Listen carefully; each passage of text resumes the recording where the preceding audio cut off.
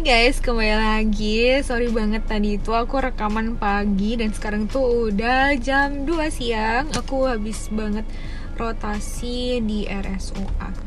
Oke guys, jadi lanjut aja cerita-ceritanya sebelum nanti aku ada jaga IGD. Selain di IRNA atau instalasi rawat inap, kita tuh ada jatah 1 atau 2 hari dalam minggu itu untuk kunjung-kunjung ke poli guys. Misal minggu ini ya guys, aku lagi di divisi respirologi alergi. Jadi aku bisa ke poli alergi juga ke poli respirologi. Kalau di poli itu kita biasanya cuma anamnesis pasien baru, terus observasi tindakan-tindakan. Misal di poli alergi itu ada skin prick test. Ya udah kita lihat aja gimana sih skin prick test itu. Kita lihat dokter yang ngelakuin itu. Terus kita juga bantu-bantu antropometri guys. Jadi kalau anak-anak itu biasanya sebelum konsultasi ke dokter spesialis anak biasanya mesti ditimbang, terus diukur tinggi badannya, atau kalau bayi nanti juga diukur lingkar kepala, lingkar lengan, nanti terus diplot di kurva pertumbuhan. Terus guys, nanti kalau misal kalian ada kasus yang masih kalian bingung, itu pasti banget disediain waktu diskusi sama dokter pembimbingnya. Oke, jadi itu kurang lebih kegiatan dari hari Senin sampai Jumat guys. Itu biasanya rutin mulai dari jam 7 sampai jam 1 siang. Terus weekend ngapain kak? Libur dong, asik dong. Bener banget, weekend itu libur kalau kalian gak ada tugas jaga. Jadi di pediatri itu kita masing-masing DM pasti dapat tugas jaga 2-3 kali setiap minggunya. Kalau di Sutomo itu 2 kali tiap minggu. Kalau di RSUA ini kelompokku 3 kali tiap minggu. Tugas jaga ini menurutku agak challenging, apalagi waktu awal-awal aku masuk di stase pediatri ini, dimana aku belum terlalu adaptasi dengan lingkungannya. Itu aku dapat tugas jaga IGD. Jadi tugas jagaku pertama kali itu di IGD Rumah Sakit Sutomo. Jaga IGD tuh waktu itu hektik banget guys. Aku dapet sekitar 6 pasien gitu. Itu harus anamnesis pasien, TTV. TTV itu periksa tanda-tanda vital ya guys. Jadi ada tekanan darah, terus HRRR, suhu, saturasi oksigen. Terus misal kita disuruh PPDS-nya buat minta tolong ke perawat buat pasang infus, ngambil darah. Terus juga misal kalau pasiennya butuh foto toraks, ya kita antar pasiennya ke ruang foto toraks, foto ronsen guys. Jadi jaga IGD itu kalau weekday itu dari jam 3 sore sampai jam 7 pagi besoknya. Kalau weekend tuh dari jam 7 sampai jam 7, cuman 12 jam aja. Selama aku jaga IGD paling banyak aku masih dapat 10 pasien guys. Dan itu kalau di pediatri lumayan bau ya guys, karena biasanya rata-rata itu temanku pada dapat 5, 6 gitu. Pernah sih aku sekali tuh bener-bener harum banget, cuma dapat 2 pasien aja. Nah, nggak enaknya itu kalau jaga IGD weekday, besok paginya itu kita harus morning report jam 7 pagi. Morning report tuh kayak apa sih? Jadi morning report itu kita bikin PPT, kita laporin semua kasus IGD malam itu. Yang selama kita jaga itu kan mesti ada kasus-kasus baru, ada pasien-pasien baru, itu kita laporin semua dan dipilih satu kasus yang kita bedah secara mendalam. Maksudnya dibedah lebih mendalam tuh satu kasus ini dibahas gitu biasanya. Dibahas mulai dari anamnesisnya gimana, pemeriksaan fisiknya apa, penunjangnya kayak gimana, terus nanti kita diagnosisnya kayak gimana, terus treatmentnya gimana sih gitu, edukasinya gimana sih ke pasien. Pokoknya dari A sampai Z tuh ya dibahas gitu guys kasus ini. Misal kemarin tuh pas aku jaga IGD pertama kali, aku tuh dapat kasus yang dibedah itu difteri guys. Jadi aku jelasin secara rinci dari kayak perjalanan penyakit pasien ini kayak gimana sih, pasien ini udah berobat kemana aja, udah dapat imunisasi atau belum. Karena biasanya kalau difteri itu terkait erat dengan status imunisasi guys, biasanya belum lengkap. Terus nutrisi anaknya gimana, riwayat lahirnya anaknya, antropometri juga. Terus keluhan utamanya apa yang membawa pasien ke IGD. Pokoknya yang sesuai dengan SWOT yang aku jelasin tadi guys. Ada subjektif, objektif, assessment, sama planning. Pokoknya dirinci satu-satu sampai ketemu diagnosisnya apa dan planning terapinya. Nah itu semua kita diskusi sama teman-teman jaga kita IGD dan juga PPDS yang jaga waktu itu. Oh ya, FYI, PPDS itu program pendidikan dokter spesialis. Jadi itu dokter-dokter umum yang lagi sekolah spesialis guys. Nah itu morning report tuh kita presentasi itu semua di depan dokter dan semua koas pediatri tiap hari, setiap pagi jam 7. Terus selain jaga IGD itu bisa juga dapat jaga Bona. Bona itu kayak ruang rawat inapnya pediatri di Rumah Sakit Dr. Sutomo. Jaga Bona itu biasanya tugasnya TTV, sama kalau misalnya ada tindakan, misalnya ada pasang IV line, pasang sonde, terus fungsi lumbal, itu boleh kok kita ikutin dokternya, kita observasi. Kalau misalnya diberi kesempatan ya itu beruntung banget sih bisa cobain langsung dengan supervisi dokternya ya. Terus bisa juga kita anamnesis tipis-tipis ke pasien tentang keluhannya, ditanya kenapa kok awalnya bisa tengkimis, udah demam sejak kapan. Pokoknya ya guys, intinya selama koes ini bener-bener kita tuh dilepas gitu.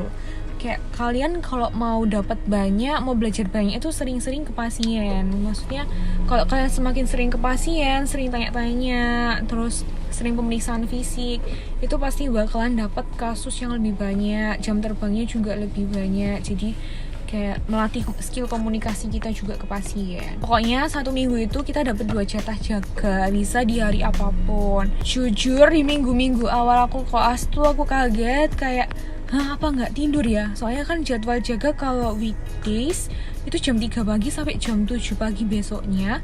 Dan 7 pagi itu langsung MR kan. Setelah MR atau morning report tuh kan kita langsung rotasi lagi sesuai divisi sampai jam 1 siang.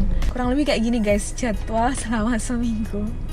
Jadi ya dulu itu intinya kalau udah dapat jadwal jaga malam terutama, udah siap-siap aja pasti tidurnya cuma minim. Terus H-1 jaga atau H+1 jaga itu harus nyaur jam tidur gitu guys. Istilahnya kayak nyicil tidur gitu loh. Aku tuh pas minggu kedua sampai aku beli 1 box Salon Plus karena itu aku bener-bener jaga-jaga in case nanti badanku tuh bakalan kepor habis jaga. Karena jaga tuh kadang berdiri kan, banyak berdirinya juga, duduknya juga kayak nggak senyaman itu, tidurnya juga nggak senyaman itu. Jadi ya aku sampai beli itu guys untuk starter kit. Tapi makin kesini tuh makin biasa sih, udah jujur udah nggak terlalu sering pakai koyo. Oke, the most terrifying part is ujian. Jadi ujian ini aku pengen curhat dikit aja. Ujian di stase pedi, di pediatri tuh ada 4. Ada responsi, mini CX, ada MCQ sama OSCE. Nah, responsi sama mini CX ini dilakuin di tengah-tengah jadwal kita rotasi. Jadi di antara minggu kedua sampai minggu ke-9 itu harusnya kita udah mini CX sekali, responsi sekali. Kalau yang MCQ sama OSCE itu di minggu terakhir, di minggu ke-10 guys. Yang pertama responsi. Responsi ini kita kelompokan ya, kelompokan 5 orang, ada dokter pembimbingnya. Nah, misal kelompokku itu dapat dokter spesialis anak yang konsulin hepatologi. Jadi beliau nanti bakalan nyaranin pasien yang penyakitnya ada hubungannya dengan hepatologi, misalnya kayak hepatitis atau kolestasis gitu. Nanti kasus itu di breakdown mulai dari tinjauan pustaka, kayak kita bikin skripsi itu, misalnya kayak definisi, epidemiologi, patofisiologi, etiologi, dan lain-lain. Dan juga data pasien kita secara khusus. Jadi kita tiap hari nge-swab pasien itu, terus dibedah tadi sesuai apa yang kita temuin di pasien, terus diagnosisnya apa, planningnya apa. Nah itu nanti kita presentasi PPT, pakai PPT gitu di depan semua koas pediatri. Jadi di tengah-tengah jadwal kita rotasi itu, selain ada jadwal rotasi, jadwal morning report, jadwal jaga, juga kita harus ikut ujian responsi kelompok lain guys. Jadi ada diselipin jadwal responsi kayak gini. Ini adalah jadwal responsi, terus jadwal skills lab. Jadi kita ada 3 skills lab, ada resusitasi anak, resusitasi bayi, sama imunisasi. Skills lab tuh kayak kita diajari gimana sih resusitasi, tapi pakai manekin guys. Ya kurang lebih kayak keterampilan medis waktu zaman preklinik kayak gitu. Yang kedua dan yang paling ditakutin, jujur aku juga paling takut waktu video ini dibuat, aku belum ujian mini CX. Jadi ini ditakutin karena kasusnya atau soalnya itu baru dikasih tahu hari H ujian. Kadang juga bakalan nggak dikasih tahu. Jadi ini hoki-hokian gitu guys. Jadi sistemnya tiap pagi itu ada koordinator dari Koaspedi itu kayak ngundi nama-nama DM. Jadi kita tuh ada kopioan kayak undian gitu guys, itu isinya nama-nama DM Pedi. Tiap pagi itu dikopio, terus diambil 2-4 nama. Jadi diambil nama yang ujian hari itu. Nah, biasanya kopioannya, undiannya tuh dilakuin jam 7 pagi. Jadi jam 7 dapat nama-nama itu, nama-nama DM yang ujian, langsung diumumin di grup. Nah, bisa langsung ujian pagi itu atau siangan. Pokoknya hari itu langsung ujian gitu, tergantung penguji jamnya.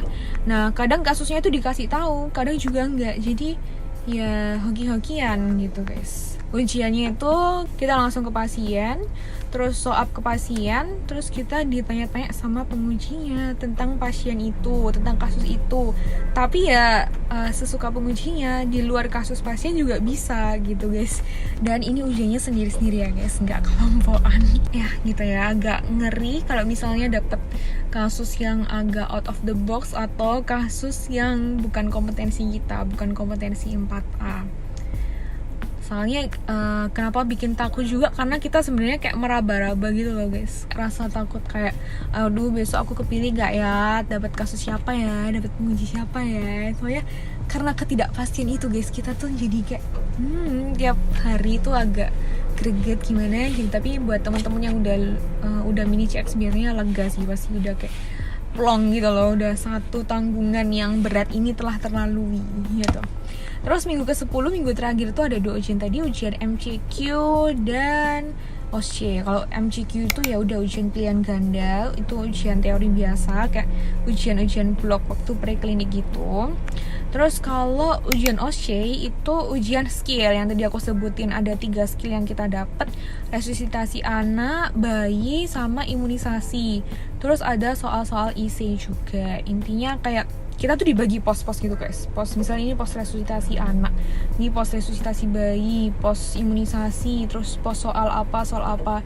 Nah nanti kita tuh bakalan, misal per pos tuh dijatahin cuma beberapa menit, terus rotasi ke pos selanjutnya, terus habis itu putar lagi ke pos selanjutnya gitu loh, kayak rolling gitu loh guys.